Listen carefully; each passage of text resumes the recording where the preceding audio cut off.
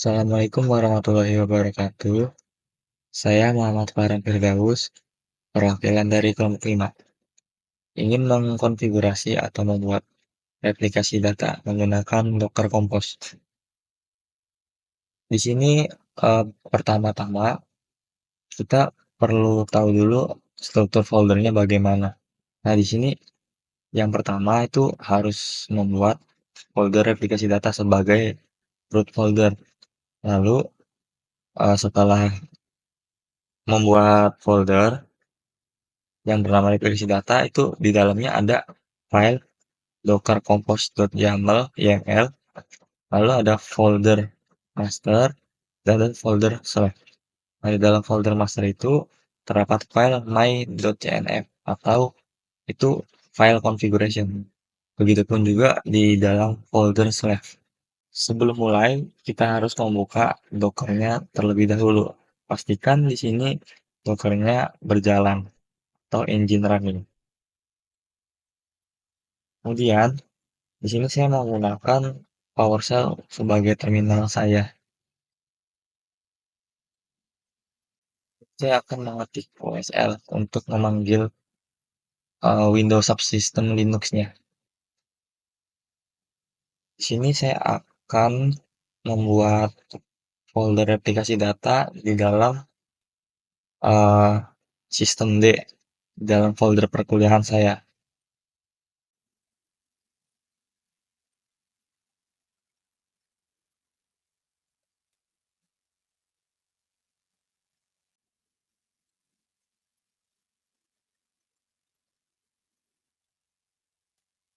Di sini saya akan membuat folder replikasi data.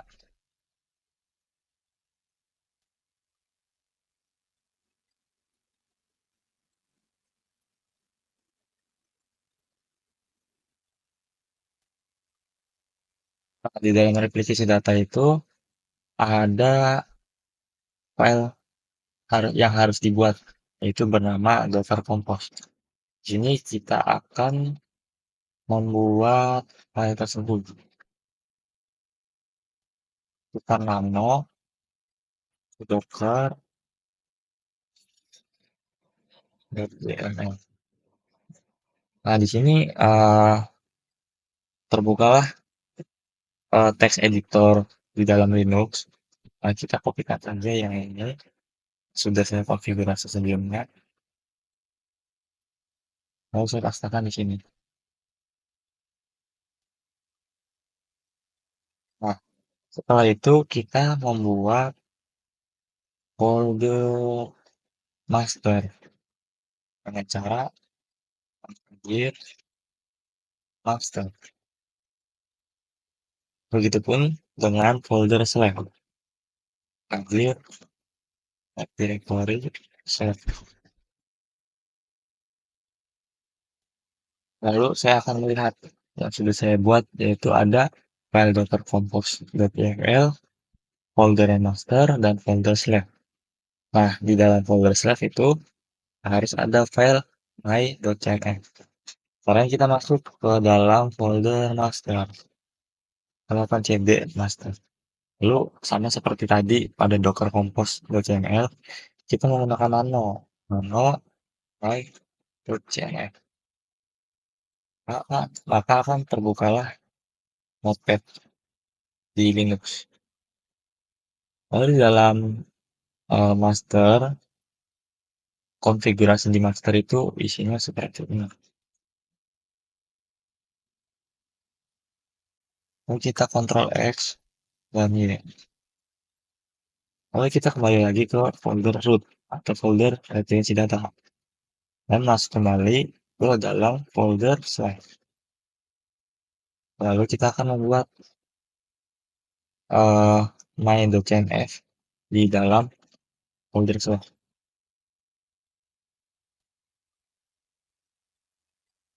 Kita akan copy kembali sesuai yang ada di note yang sudah saya buat. Seperti ini. Lalu Ctrl X, Y, Enter. Nah, coba kita lihat apakah datanya tersimpan. Datanya tersimpan. Ya, file tersebut tersimpan. Lalu kita kembali lagi ke folder replikasi data. Nah, di dalam folder replikasi data ini kita menjalankan Docker Compose dengan cara Docker Compose admin D. Docker Compose D.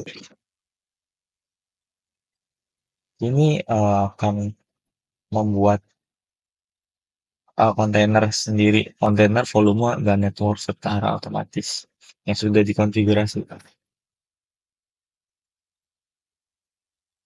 Lalu kemudian kita akan menjalankan perintah tersebut.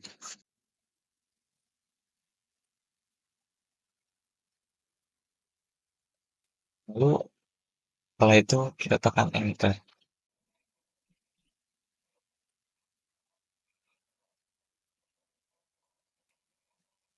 Sebelumnya uh, terdapat error, tapi saya coba kembali itu bisa. Mungkin dikarenakan sebelumnya masih belum terkoneksi dengan MySQL lokal server. Kemudian saya akan melakukan eksekusi dari baris komen tersebut. Create user.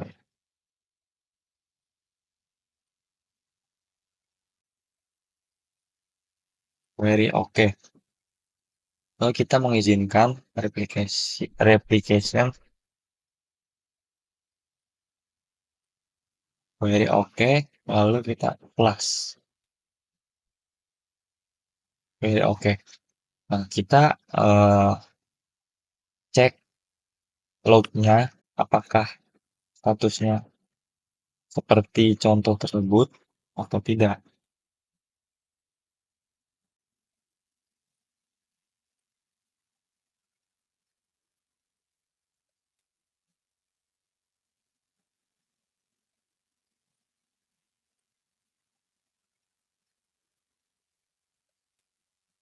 Setelah kita lakukan status, itu akan muncul tabel. Di sini filenya itu MySQL minbin 003 lalu posisi 827. Ini memang beda-beda setiap eksekusinya. Maksudnya setiap dari komputer akan berbeda, tidak semuanya sama. Kita akan menyimpan data tersebut sebagai koneksi nanti di bagian slave atau di bagian replikasi. Lalu kita membuat terminal baru. Di sini saya akan menggunakan PowerShell kembali. Lalu kita panggil OSL. Dan kita akan arahkan ke direktori replikasi data tersebut.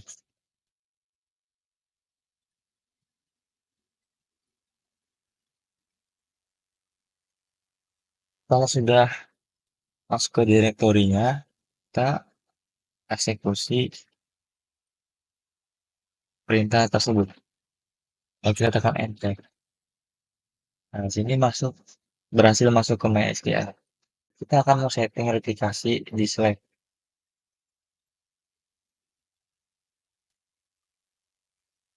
Di sini kita sesuaikan dengan apa yang ada di dalam status master tersebut. Misalkan di sini lokalnya itu 003 berarti kita harus ganti di sini 0003 dan posisinya di sini 827. Kita lakukan pergantian nilai 827. Lalu kita copy dan paste di bagian slave. Anyway, very oke. Nah, lalu kita mulai replika tersebut di bagian slave.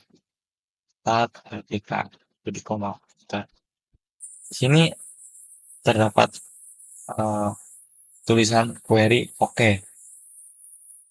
Dan kita lihat statusnya berjalan atau tidak.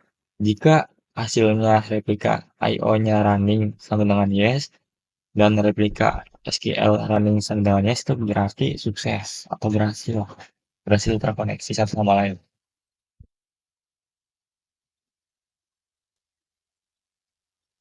Nah, di sini keterangannya itu keduanya yes. Berarti kita berhasil mengkonekkan dari master ke slave. Di sini sudah berhasil semuanya untuk terkoneksi. Saya akan mencoba uji coba replikasi dengan menggunakan atau membuat database baru untuk testing.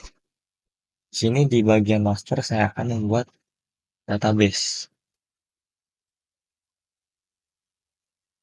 Di sini sudah saya catat agar lebih mudah dalam pengkonfigurasian.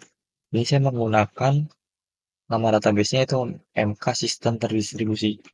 Kita pasti di sini create database if not exist. Berarti kita akan membuat database jika database tersebut tidak ada atau belum ada. Nah, kita akan enter. Nah, di sini akan muncul very okay, berarti berhasil. Terus kita akan masuk ke dalam database tersebut. Use MK sistem terdistribusi. Kita akan masuk ke dalam database tersebut. Nah, kan di sini tulisannya database change, berarti kita berhasil masuk ke dalam database MK sistem terdistribusi. Lalu kita akan membuat tabel sederhana untuk testing. Ini create table if not exist mahasiswa. Berarti saya akan membuat tabel jika tabel tersebut belum ada atau belum tersedia bernama mahasiswa. Dan di dalam tabel mahasiswa tersebut ada ID. ID itu bertipe data integer, yaitu primary key. Lalu ada nama bertipe data varchar. Terus ada NIM. NIM bertipe data varchar. Lalu selanjutnya akan menginsert data atau mengisi data dari tabel tersebut yang sudah dibuat. Lalu di sini akan muncul query oke, 5 row affected. Berarti uh, dari baris data tersebut sudah berhasil masuk ke dalam tabel di dalam database MK sistem terdistribusi. Lalu selanjutnya kita akan masuk ke dalam terminal Slack dan mengetikkan show database. Show database. Di sini sudah berhasil masuk database-nya, yaitu bernama MK sistem terdistribusi. Lalu kita akan masuk ke dalam database tersebut. Use sistem terdistribusi titik koma. Nah, sini berhasil database change. Lalu kita akan menampilkan nama dari tabel mahasiswa. Kita ketikkan select bintang from mahasiswa. Titik koma. Nah, kita berhasil menampilkan isi tabel dari tabel mahasiswa. Di sini ada kolom ID, nama, dan name. Lalu di dalamnya ada baris datanya. Yang pertama Dinda Mulyasari dengan NIM 00508 dan seterusnya. Ini berarti dari replikasi data tersebut semuanya aman dan sudah saling terkoneksi. Nah, uh, coba kita cek ke dalam Docker desktopnya. Nah, di sini berhasil ketambahan kontainer bernama replikasi data. Kalau kita cek ada volume. Volume juga terdapat replikasi data. Di sini ada yang master dan ada yang slave. Di sini statusnya in use, berarti sedang digunakan. Begitupun juga pada kontainer. Dia sedang running 2/2. Isinya seperti yang tadi. Dia MySQL master, lalu MySQL slave. berjalan yang pertama berjalan di port 3307, yang kedua berjalan di port 3308. Ya, sekian video tutorial dari cara pengkonfigurasian replikasi data dari kelompok 5. Terima kasih. Wassalamualaikum warahmatullahi wabarakatuh.